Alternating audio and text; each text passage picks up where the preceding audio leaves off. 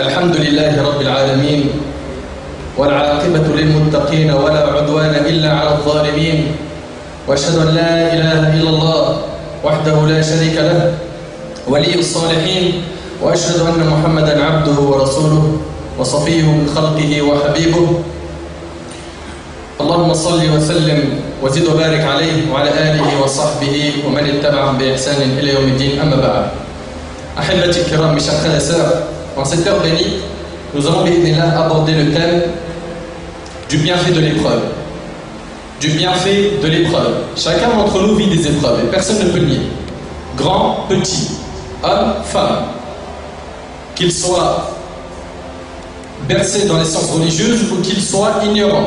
Chacun d'entre nous est éprouvé dans ce bas monde. Et l'épreuve fait partie des lois divines.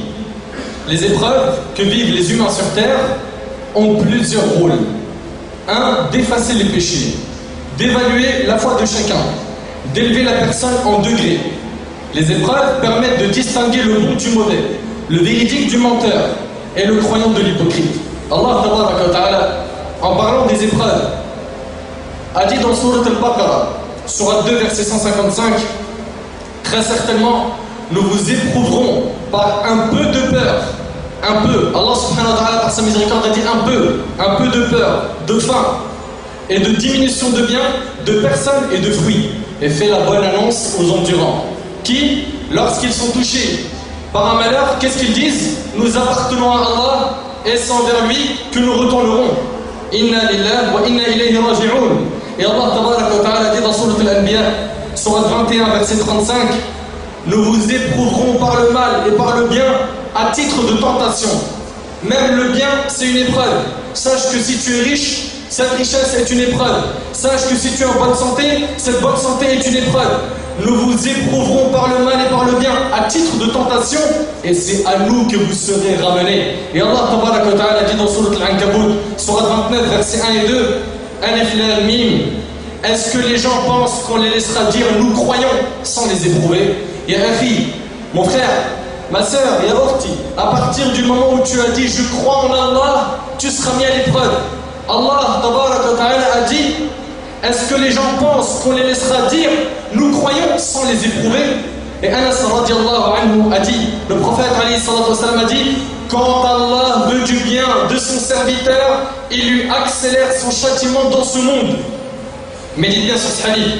Quand Allah veut du bien de son esclave, il lui accélère son châtiment dans ce monde. Au lieu de le châtier dans l'au-delà, il le châtie sur terre. Il fait que ses épreuves se multiplient, qu'il sort d'une souffrance vers une autre souffrance, d'une épreuve vers une autre épreuve.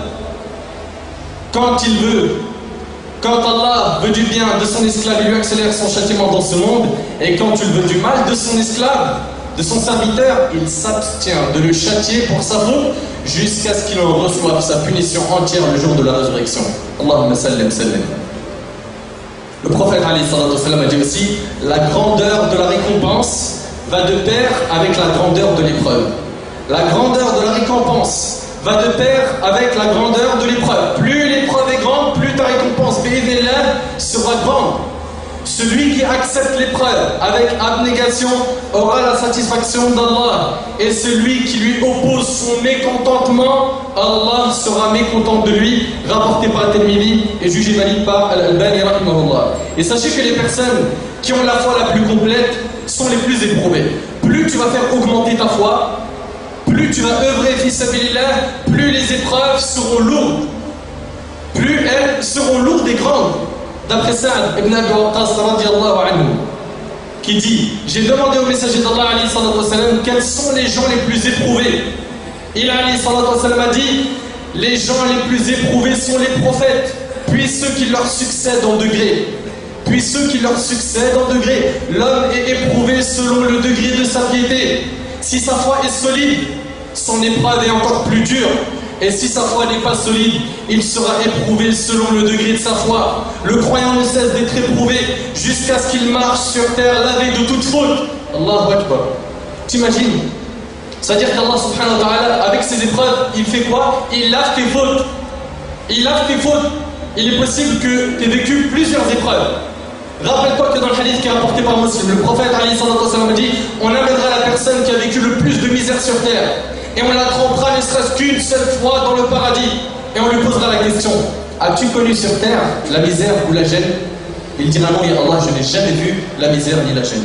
Le fait d'être trempé une seule fois au paradis te fera oublier toutes les épreuves que tu as connues sur terre. Donc patiente, et comprends que ces épreuves sont un bien, sont une ni'ma de la part d'Allah, un bienfait de la part d'Allah Azza wa Jal. Et le hadith que l'on a cité, rapporté par Tirmidhi, Ibn Majah, Darimi, Ibn Hibban, Al-Hakim et Ahmad, avec une chaîne de transmission authentique. Mes frères et sœurs, les bienfaits des épreuves sont nombreux. 1. L'épreuve efface les péchés et t'évite un grand châtiment Yawm al-Qiyamah dans l'au-delà. Selon Abu Sa'id al-Khudri radiallahu anhu et Abu Huraira radiallahu anhu an jami' al-sahaba, le prophète alayhi salatu wasallam a dit: il n'est pas une fatigue, médite bien, il n'est pas une fatigue ou une maladie ou un souci ou une peine ou un mal ou une angoisse qui touche le musulman jusqu'à l'épine qui le pique sans qu'Allah ne lui efface à cause de cela une partie de ses péchés. Rapporté par Bukhari et Muslim. Subhanallah, quand tu as une tristesse, quand tu es fatigué, tu as une maladie, un souci, une peine, Allah subhanahu wa ta'ala est en train de t'effacer par cela des péchés, t'imagines? Donc au final, toute ton affaire est bonne. Au final, ta vie sur terre est, alhamdulillah, pleine de quoi? De satisfaction du destin d'Allah tabarak wa ta'ala. Donc ça c'est premièrement, ça c'est le premier bienfait des épreuves. Deuxième bienfait, elle élève en degré le jour dernier. Il est possible que tu n'aies pas fait grand chose de bien dans ce bas monde. Cette épreuve t'élève en degré afin que tu puisses entrer au paradis et que tu puisses, Inch'Allah, jouir des plaisirs éternels. Troisièmement, elle fait sentir à la personne ses manquements dans la religion. Pourquoi? Car généralement, une épreuve ne descend que lorsqu'on commet des péchés et elle ne s'écarte de notre chemin que quand on se repent vers Allah subhanahu wa ta'ala. Donc rappelle-toi que lorsque tu as une épreuve, que tu as des manquements dans ta relation avec Allah subhanahu wa ta'ala et dans l'accomplissement des actes obligatoires et du fait de s'écarter des actes interdits. Quatrièmement, l'épreuve parmi ses bienfaits, c'est qu'elle ouvre la porte du repentir et de l'humilité envers Allah. Quatrièmement, elle ouvre la porte du repentir et de l'humilité envers Allah. Elle te permet de te réveiller de ton insouciance et faire revivre de belles adorations telles que l'invocation et l'espoir. Cinquièmement, elle renforce ta relation avec le Créateur subhanahu wa ta'ala.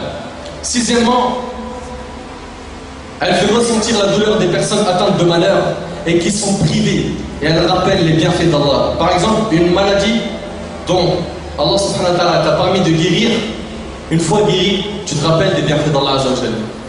Quand tu es touché d'une épreuve, tu dis subhanallah, avant je n'étais pas touché par ça, je ne sentais pas ce bienfait. Cette épreuve te facilite de reconnaître les bienfaits d'Allah azza wa jalla, et rappelle-toi toujours, quoi que tu aies eu comme épreuve, qu'il y a toujours pire que toi. Il y a toujours pire que toi. Si toi, Allah subhanahu wa ta'ala, aujourd'hui t'a éprouvé par le fait que tu as perdu la vue, il y a pire que toi. Il y en a qui n'arrivent pas à marcher, qui sont même sur des chaises roulantes, et avec les chaises roulantes, ils n'arrivent même pas à bouger leurs mains.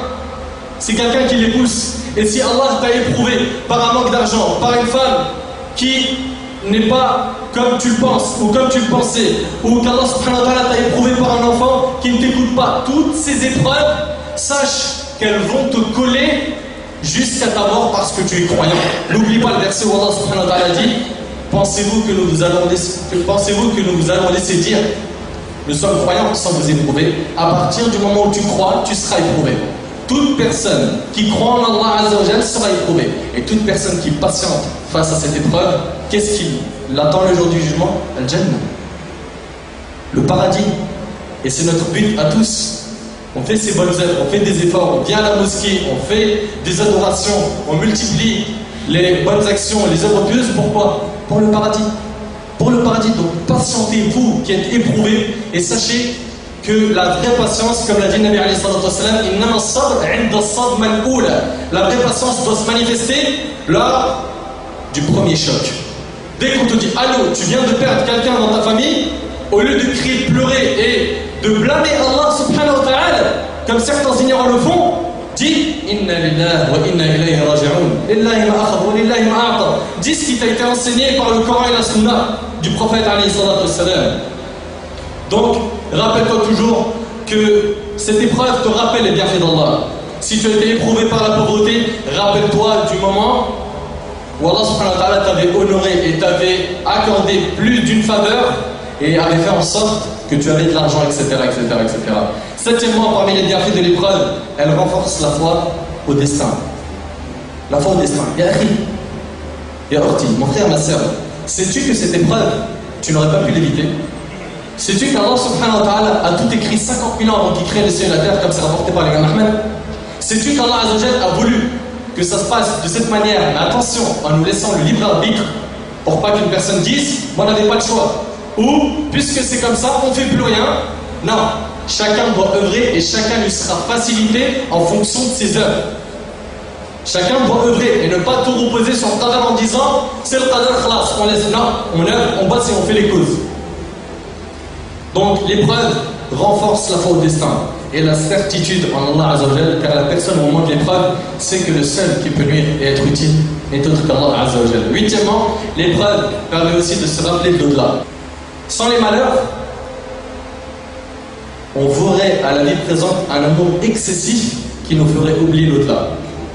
Alhamdulillah qu'il y a ces malheurs pour que tu te dises, au final ça c'est la dunya. Ça c'est la dunya, ce bas monde. Comme dans Sahih Muslim, le prophète a dit, ce bas monde est une prison pour le croyant et un paradis pour le non-musulman. Et d'ailleurs, l'imam Ibn Hajar, rahimahullah, qui a commenté Fath al-Bari, ce grand savant, cette montagne de science en hadith, un parmi les juifs lui a dit, vous prétendez que ce bas monde est la prison du croyant et le paradis du non-musulman? Il a dit, je ne suis pas musulman et je suis pauvre, je n'ai rien du tout de ce bas monde. Et toi, tu es juge, tu as un beau cheval, tu as des beaux vêtements.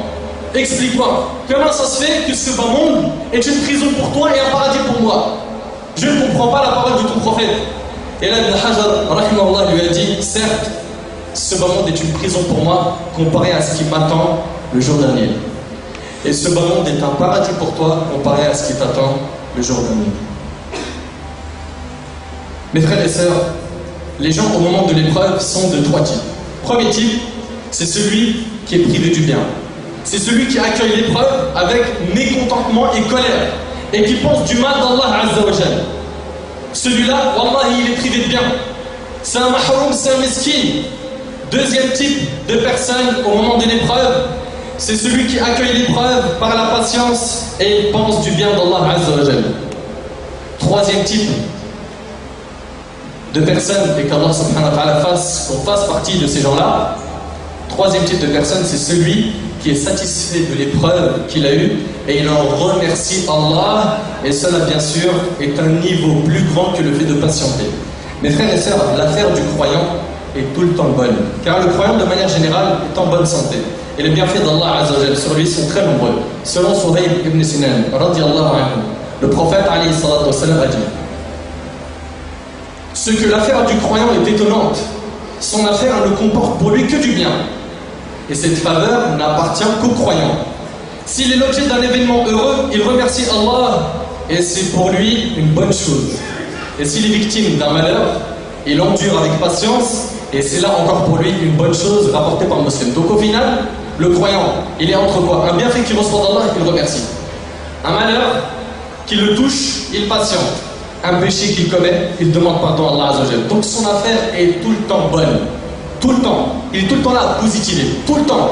Mes frères et sœurs, la sagesse d'Allah Azzawajal exige que généralement, c'est le croyant qui est éprouvé, et cela afin que son châtiment soit accéléré dans ce bas monde ou pour qu'il soit élevé en degré le jour dernier. Quant aux non-musulmans et les hypocrites, Allah écarte d'eux les épreuves et leur châtiment est retardé au jour dernier. D'après Abu Huraira, radiyallahu anhu, le prophète alayhi salatu wassalam a dit, le croyant est pareil à la plante que le vent, de quelque côté qu'il vienne, ne cesse de la faire pencher. Tel le croyant qui ne cesse d'être éprouvé. Le croyant, il est semblable à une plante que le vent fait bouger de tous les côtés. Et ça, c'est l'épreuve. Ça, c'est l'épreuve. Chaque croyant est éprouvé. Regardez l'image de Nabi alayhi salatu wassalam. Quant à l'hypocrite, lui, est pareil au cèdre rigide qui ne bouge point jusqu'au moment où, d'un seul coup, il se déracine. Rapporté par le musulman. Mes frères et sœurs, l'épreuve a plusieurs images. Il y a l'épreuve dans la famille, dans la santé, dans les biens, dans les enfants, dans la religion, et cette dernière est la plus dure.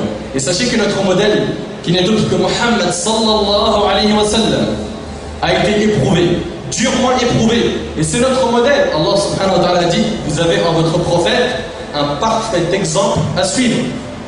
Un parfait exemple à suivre. Le prophète alayhi wa sallam a goûté à tout type d'épreuves. Il a été éprouvé dans sa famille. Il a été éprouvé dans ses enfants. Il a été éprouvé dans son honneur, dans sa richesse, dans ses biens, dans sa religion. Et il n'est pas le seul. Même les autres prophètes. Médite avec moi sur Nuh alayhi salam. Médite avec moi sur Nuh alayhi salam. Le prophète Nuh alayhi salam. 950 ans, il appelle Allah et très peu de personnes croient en lui. N'est-ce pas une épreuve? Le prophète Ibrahim alayhi salam a été jeté dans un feu. Le prophète Yunus alayhi salam a fini dans le ventre d'une baleine. Le prophète Moussa alayhi salam a été suivi et combattu par Pharaon. Tous les prophètes ont goûté à des épreuves. Zacharia, il a été tué. Yahya, tous les prophètes ont été éprouvés. Comment penses-tu que toi tu vas échapper à l'épreuve? Et d'ailleurs tous nos compagnons, regarde Bilal radiallahu anhu, ce qui lui est arrivé à la Mecque et la souffrance qu'il a vécue. Regarde Salman el-Farisi radiallahu anhu, qui a dû fuir de son père. Pourquoi? Pour apprendre sa religion et évoluer spirituellement. Regarde un petit peu Mus'ab ibn Umayr, qui était le dandy de la Mecque et qui a quitté la Mecque. Pourquoi? Pour apprendre sa religion et atteindre un degré de piété. Regarde Omar ibn Khattab, qui a été poignardé par Abu Lu'lu al-Majusi. Regarde Abu Bakr al-Siddiq radiallahu anhu, qui a voulu protéger le prophète alayhi salam et qui s'est fait frapper plusieurs fois. Regarde Uthman radiallahu anhu, qui a été tué. Regarde Ali, son épreuve lorsqu'il a dormi dans le lit du prophète alayhi salam. Regarde Abdullah ibn Mas'ud quand il est parti réciter du Coran aux Mecquois en leur disant Ar-Rahman et comment il est rentré. Regarde ses compagnons. Regarde l'imam Malik. Regarde le Shafi'i. Regarde l'imam Ahmed. Regarde l'imam Abu Hanifa. Tous ont été éprouvés, tous. Regarde Cheikh l'Islam Ibn Taymiyyah rahimahullah, Ibn al-Qayyim, Ibn Kathir, Zahabi et d'autres. Ça, c'est la loi d'Allah Azza wa Jal. Tout croyant doit être éprouvé. Tout croyant doit être éprouvé. Et, on l'a dit, on répète, on a trois types de personnes. Ceux qui sont mécontents et qui rejettent l'épreuve en blâmant carrément le destin et en disant de mauvaises paroles sur Allah, d'autres qui patientent et d'autres qui sont satisfaits qu'Allah subhanahu wa ta'ala fasse qu'on soit satisfait du destin d'Allah tabaraka wa ta'ala. Donc nous avons dit que le prophète alayhi salatu wa salam a été éprouvé et il a patienté, il a pensé du bien de son Seigneur, il a accepté son destin et il n'a pas dépassé les limites de la religion d'Allah tabaraka wa ta'ala. De même, mes frères et sœurs, il nous incombe, lorsque l'épreuve descend sur nous, que nous sachions certaines choses. Un, que cette épreuve vient d'Allah et qu'il faut l'accepter. Deux, que toi, mon frère, ainsi que toi, ma sœur, que tu ne sois pas mécontent et que tu n'insultes pas le destin. Trois, que tu fasses les causes utiles afin de repousser cette épreuve. Quatre, que tu te repens et que tu demandes pardon à Allah Azza wa Jal pour les péchés que tu as commis. Et ce qui est triste, et ce qui déchire le cœur, c'est que certains parmi les musulmans, lorsqu'ils sont touchés par une épreuve, au lieu de se plaindre à Allah, ils se plaignent d'Allah. Se plaindre à Allah, c'est une adoration. Se plaindre d'Allah, c'est un grand péché. Et on en a beaucoup aujourd'hui. Mais pourquoi ça m'arrive à moi? Il sous-entend qu'Allah n'est pas sage. Il sous-entend qu'Allah est injuste. En disant des paroles telles que, mais pourquoi moi? Pourquoi à moi? Pourquoi mon enfant? Mais pourquoi les autres ils ont rien? Pourquoi ça n'arrive qu'à moi? Ces paroles montrent que tu n'es pas satisfait du destin d'Allah et qu'indirectement, ou peut-être directement, tu dis qu'Allah n'est pas juste.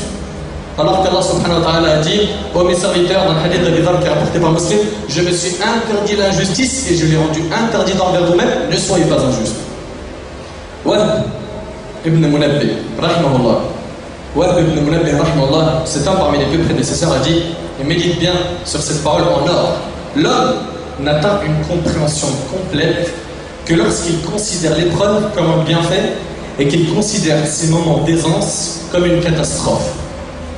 Je répète, l'homme n'atteint une compréhension complète que lorsqu'il considère l'épreuve comme un bienfait, une ni'ma, et qu'il considère ses moments d'aisance comme une catastrophe. Car l'éprouvé attend le moment d'aisance. Celui qui est en état d'épreuve, il sait que Allah subhanahu wa ta'ala va lui écarter cette épreuve. Certes, il se pose des fois des questions, il se dit comment, mais Allah subhanahu wa ta'ala l'a dit qu'après la difficulté vient la facilité, c'est dans le Coran. Et Nabi alayhi salatu wa sallam aussi l'a dit qu'après la difficulté il y a la facilité. Donc celui qui est éprouvé ou celle qui est éprouvée, de manière générale, elle sait qu'après l'épreuve, il y a quoi? Le moment d'aisance. Par contre, celui ou celle qui sont dans le moment d'aisance, ils savent pertinemment que l'épreuve va leur tomber dessus. Donc, être éprouvé vaut mieux que de ne pas être éprouvé. T'imagines? D'après Jabir, le prophète a dit, et regarde le mérite des épreuves que chacun d'entre nous a pu subir dans ce monde. Écoute bien. Le prophète a dit, quand les gens ayant subi des malheurs ici-bas recevront leur récompense dans l'au-delà, ceux qui avaient échappé au malheur, donc ils n'avaient pas connu d'épreuves dans ce bas monde, souhaiteront avoir eu la peau percée avec des ciseaux, rapporté par le Tirmidhi et jugé valide par le Albani. Ça veut dire quoi?